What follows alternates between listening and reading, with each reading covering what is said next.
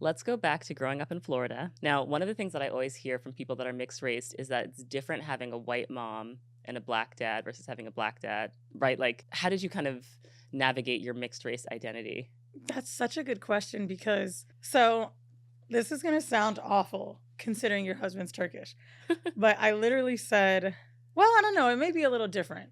I have a thing against white American men and black women because I think there's a little too much turmoil in this relationship. Historically? Yes. Okay. In that relationship together. My mother also is with a Middle Eastern man, still married, right?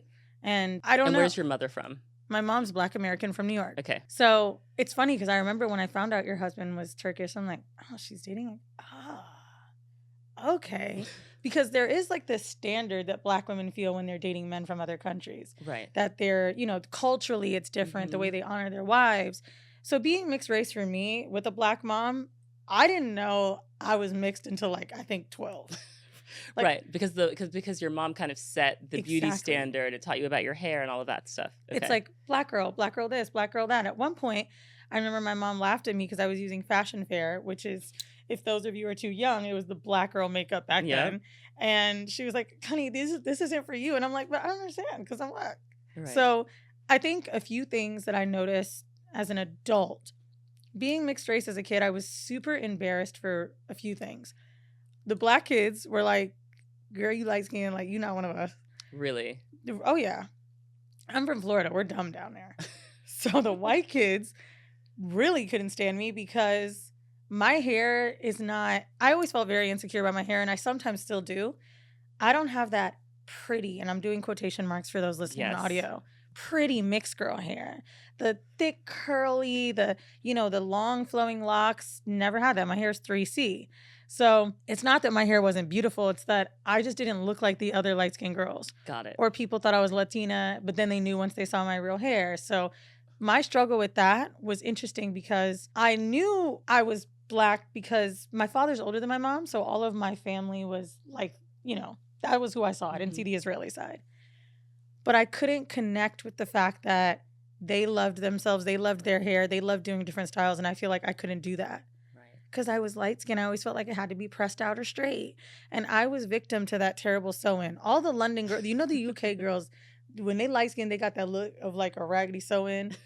That's what my hair was like. You can go back to horrible. It might have been in the interview we did if I didn't have braids. You've been on a hair journey. God, I found my look with these braids, thank God. Yes, I love your braids. It's a very boho, kind of messy. You've got some locks braids. It all works together. And I love the color of your braids. Thank you. Braids made me feel so like, okay, now I know what I'm supposed to look like. But I think with the identity thing, with being mixed race, and just to the point of the show, beautiful, like, it's weird because you're supposed to be exotic when you're mixed, right? That's what men tell you.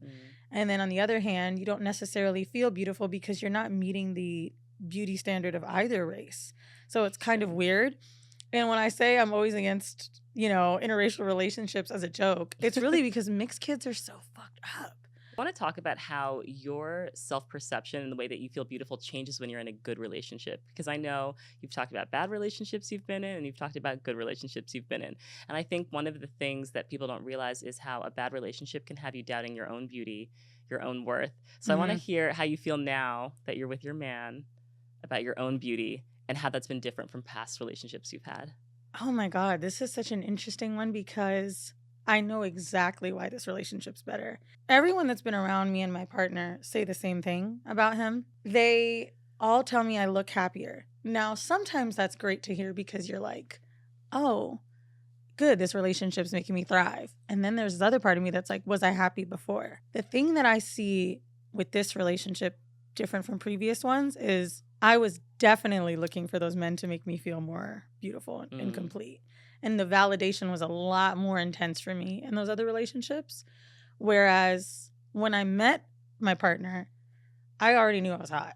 Like, I don't know if I knew I was hot in the last relationship, but I was just like, oh yeah, I'm bad. Like, that didn't happen till like 30. So I felt beautiful at 25. Okay.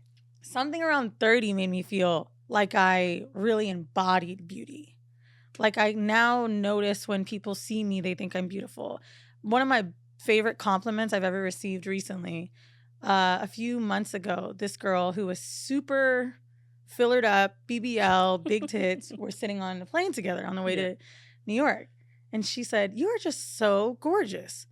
And she owed me nothing. Mm-hmm. I'm like, really? Thank you. Like, I'm staring at you. You got your makeup done, this and that. She's like, girl, I have to do a lot to get here. She was like, but I can just tell, like, your gloss, like, this is your thing, right? And knowing that someone's altered themselves so much, but still saw beauty in me, instead of looking at me and thinking, she'd do good with a little filler in the cheek, that made me feel great.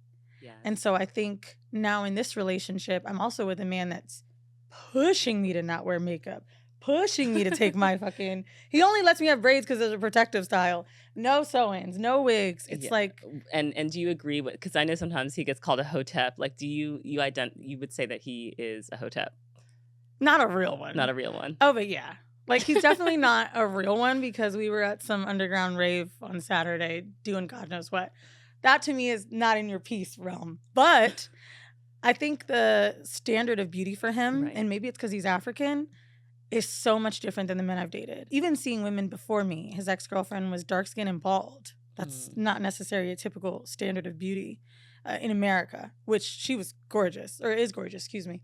But I can already see. We can see a pregnant woman and he'd be like, wow, look, you see that? Like, that's how good you're going to look. The ways that he appreciates beauty, different from any man I've seen. Also, plus size women, SS BBWs. I never even knew that term. What is SSBB? What does that mean? Super size BBW. Like, the way that he loves bodies is just so impressive to me, because I always felt like that.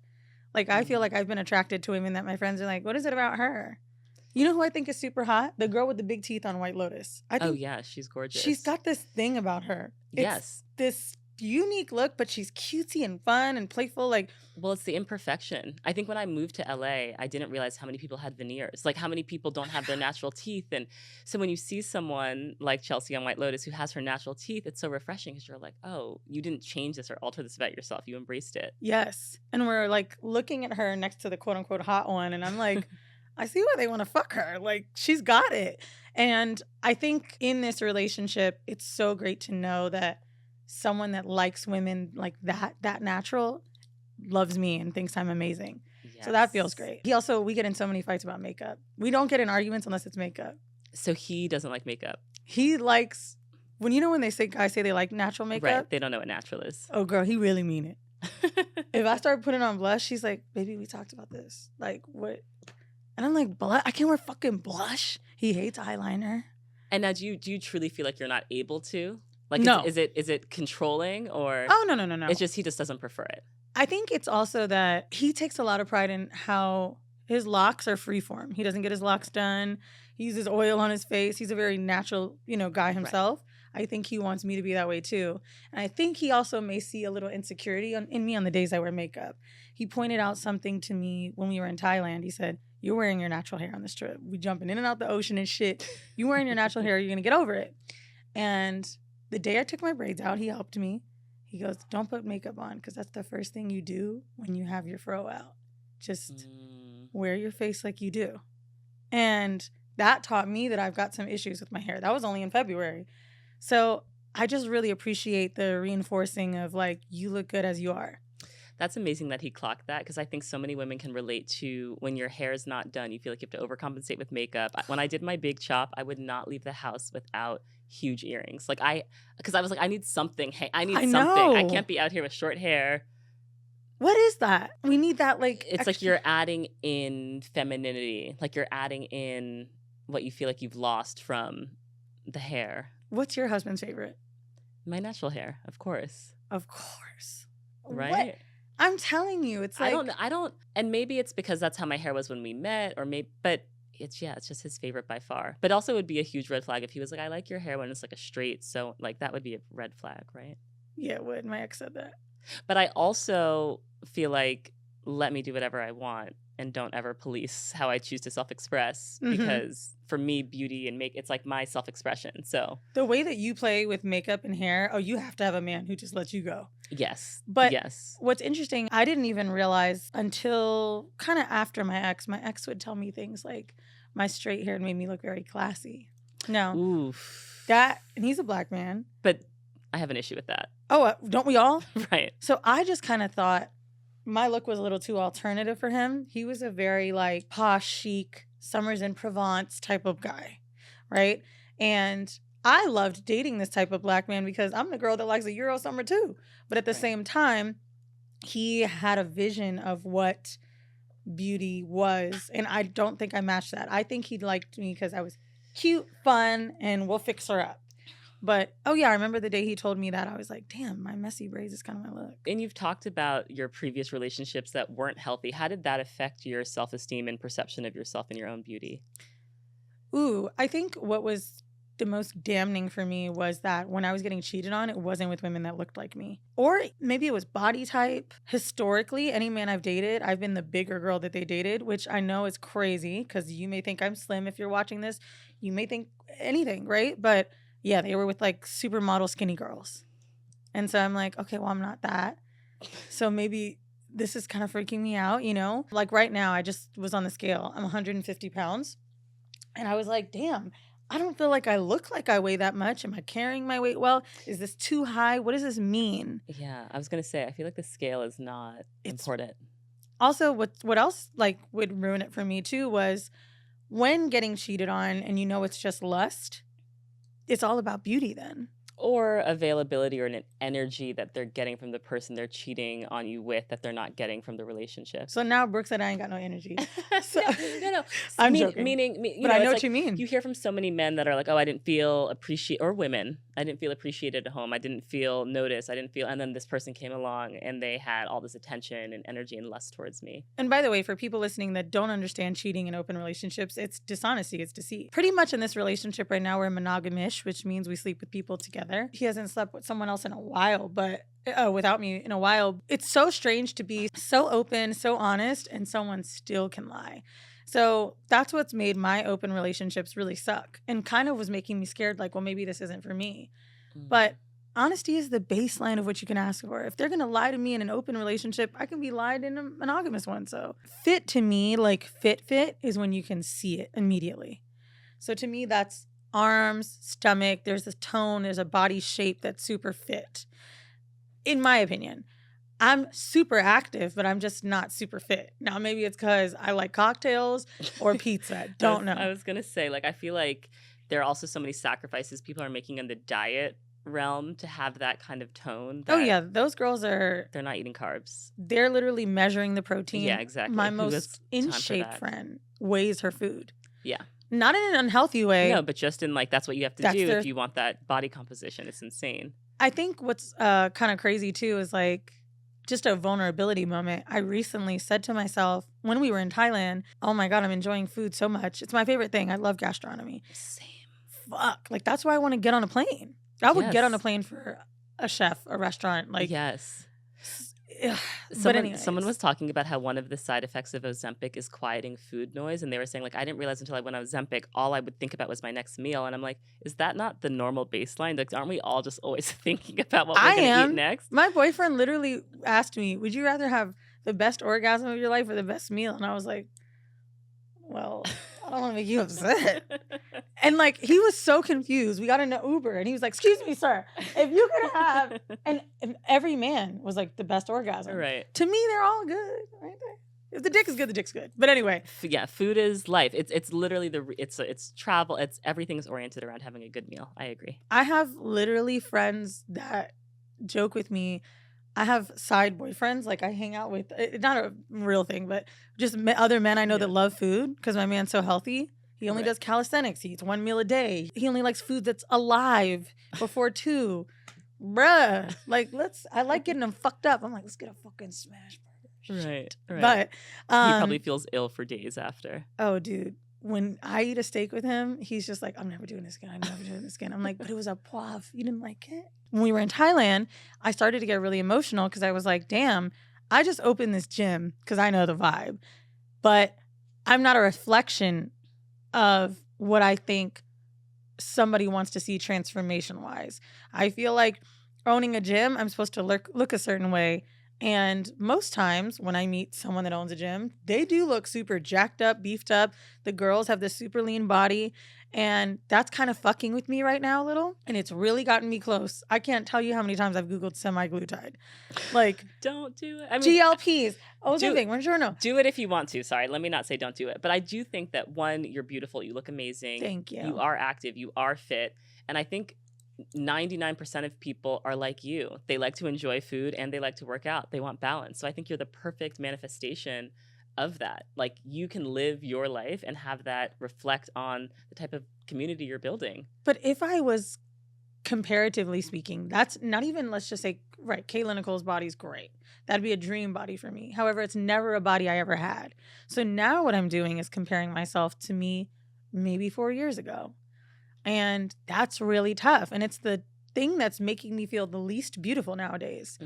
I could literally feel amazing, get my hair done, cute little lash on, and then I'm like, oh, well, I'm not this. And it's starting to take a toll on me. And I think it's only because I opened Trap House. Never before was I doing this to myself.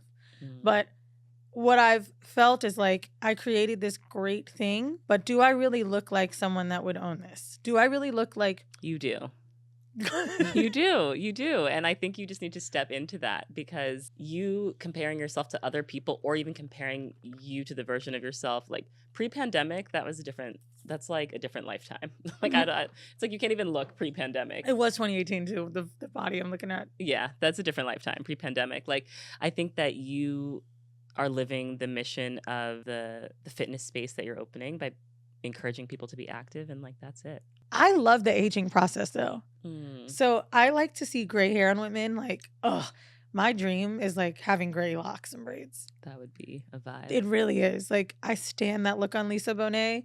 My mom hasn't embraced her gray hairs, and it's made me think like, damn, but you don't look like you're 75. You would look even hotter if you used, we know the jet black ain't you, girl, but that's not to be shady. It's just because I love it. Yeah. And that's a very old school way of beauty. You know what I mean? My mom is from the era of like, your husband comes home, you need makeup on.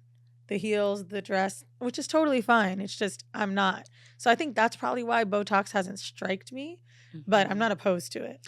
And not being afraid of aging is actually a really big deal. Yeah, I know. So many women are paralyzed by this idea of aging. So for you to not only not fear it, but be excited about it and have it be something that you want to embrace is like, you're already way ahead of the game. I feel that only from when I'm around younger women, I don't feel threatened at all. No. I don't feel, don't get me wrong, they're super cutie and they always have those tiny little bodies and they can eat anything. Like, great, but I feel very sexy for 34. I feel like I looked better than 24. I don't know. There's also a confidence that money has given me. When I was younger, I felt like I had to do too much. I had to have a pair of Louboutins, even if they were fake. You know what I mean? Now I feel so confident because I can buy quality things and feel very good with them. That oil I'm talking about I think it's $80 just for one. That's expensive. But being able to afford some luxury items kind of helped. Luxury beauty treatments. So something that I've been like trying to push with my friends, if I'm spending money anywhere and if you're spending money anywhere, it's got to be on health, wellness, beauty. Yes, I agree. Massages, the stretching things I do for myself, the Stretch Lab, like that's $200 a month. The Face Gym is $100 a month. If I want to buy a nice, I don't know, $30 lip balm, I'm going to do it. It feels different. It does. And these products are better. And I remember one thing, because you laughed at, I bought all my beauty products at Ross.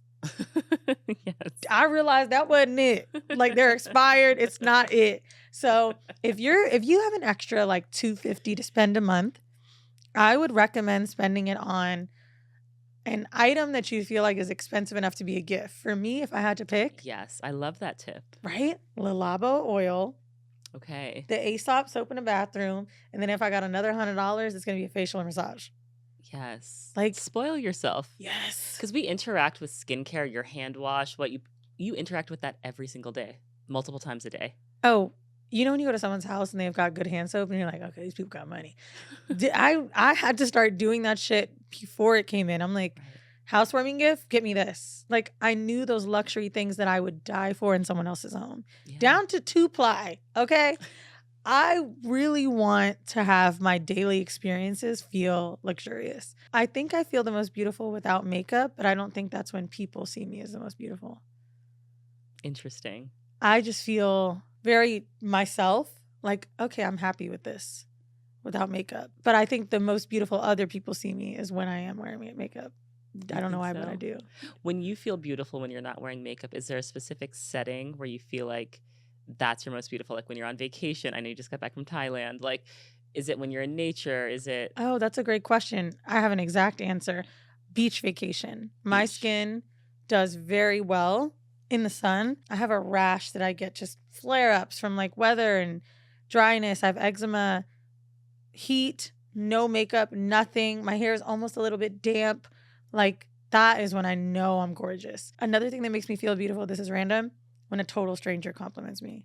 Yes, we love compliments from strangers. I am so happy. I'm so sorry that it's not my partner or a friend, but like when, especially someone who's attractive gives you a compliment and it's not a man, it's just a woman. Don't have on a good outfit and tell me I look good.